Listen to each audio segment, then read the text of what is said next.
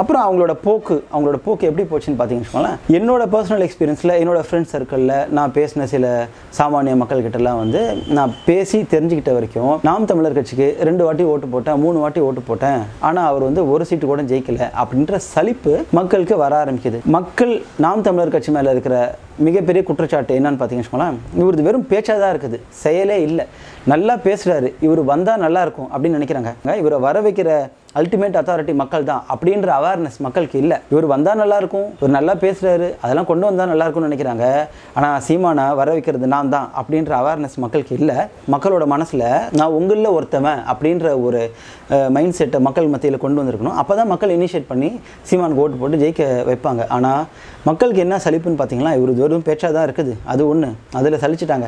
2வது வெறுப்பு அரசியல். எப்போ பார்த்தாலும் இவங்க திமுக அதிமுக குறை சொல்லினே இருப்பாங்க. கட்சி ஆரம்பித்தது எதுக்கு? மக்களுக்கு நலத்திட்டத்தை கொண்டு வர, சேவை செய்ய. இவர் சேவை செய்கிறத விட 2 கட்சியும் குறை சொல்கிறதே தான் பிரதானமான வேலையை வச்சுருந்தார். அதனால மக்களுக்கு சலிப்பு வர ஆரம்பிச்சிச்சு. இந்த சலிப்பெல்லாம் மக்கள் அப்படியே ஓப்பனாக அந்த தாட்டை எக்ஸ்ப்ரெஸ் பண்ண மாட்டாங்க. இவர் தான் புரிஞ்சுக்கணும். இப்போ மக்கள் வந்து மறைமுகமாக சொல்லுவாங்க, தமிழ்நாட்டில் இருக்கிற மொத்த மக்களும் பொருளாதார சிக்கலில் மாட்டிகிட்ருக்காங்க, ஃபினான்ஷியல் க்ரைசிஸ்குள்ளே மாட்டிகிட்ருக்காங்க. அது சீமான் புரிஞ்சுக்கணும். சும்மாவாக வந்து ஓட்டுக்கு காசு வாங்குறாங்க. அது என்ன ஒரு பின்னாடி ஒரு லாஜிக் வச்சுக்கிறான்னா, என் காசு என்கிட்ட கொள்ளடிச்ச காசு, அதே தான் எனக்கு திரும்பி வருது, அதை நான் வாங்கிக்கிறதுல என்ன தப்பு அப்படின்னு மக்களுக்கு ஒரு புரிதல் இருக்குல்ல.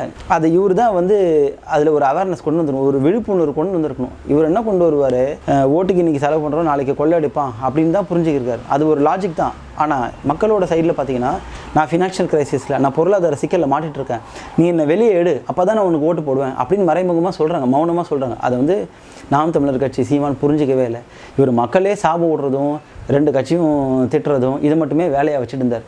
இப்போவும் நீங்கள் ராவணகுடில் நாம் தமிழர் கட்சியோட மெயின் ஆஃபீஸ் பார்த்தீங்கன்னா ஒரு கும்பல் உட்காந்துட்டு திமுக அதிமுக குறை சொல்லினே இருக்கும். இப்போ சமீப காலத்தில் வந்து விஜயை குறை சொல்ல ஆரம்பிக்கிறாங்க. நிறைய பேர் வந்து நாம் தமிழர் கட்சிக்கு நான் ஓட்டு போட்டேன், சாட்டை துரைமுருகன் வராத வரைக்கும் எனக்கு நாம் தமிழர் கட்சி பிடிச்சிது, சாட்டை துரைமுருகன் வந்ததுக்கப்புறம் எனக்கு நாம் தமிழர் கட்சி பிடிக்கல, நான் டிவிக்கு ஓட்டு போட்டேன் அப்படின்றாங்க. சாட்டை துரைமுருகன் நாம் தமிழர் கட்சிக்கு உதவி தான் பண்ணுறாரு. ஆனால் ஏன் மக்களுக்கு பிடிக்கல அப்படின்னு பார்த்தீங்கன்னு வச்சுக்கோங்களேன், அவரும் வெறுப்பு அரசியல் தான் பண்ணுறாரு. அவரும் மற்ற 2 கட்சியும் திட்டிகிட்டு தான் இருக்கிறார். இதுதான் அவங்க போக்காகவே இருந்துச்சு. வெறுப்பு அரசியல் மேலுவங்க ஆரம்பிச்சிட்டு அவங்க அடுத்தவங்களை குறை சொல்கிறது அதிகமாகிருச்சு. மக்களோட நலத்திட்டம், மக்களுக்கு என்ன பண்ணணும், மக்களை பாசிட்டிவ் ஆட்டிடியூடில் வச்சிருக்கணுன்றதை மறந்துட்டாங்க. இந்த பாசிட்டிவ் சைடை விட்டுடுறாங்க, நெகட்டிவ் சைடை ஸ்ட்ராங்காக கையில் பிடிச்சிக்கிறாங்க. இது பேக் ஃபயர் தான் ஆக ஆரம்பிச்சிது நாம் தமிழர் கட்சிக்கு. நாம் தமிழர் கட்சிக்கு இருக்கிற நல்ல பேரெல்லாம் குறைய ஆரம்பிச்சிது.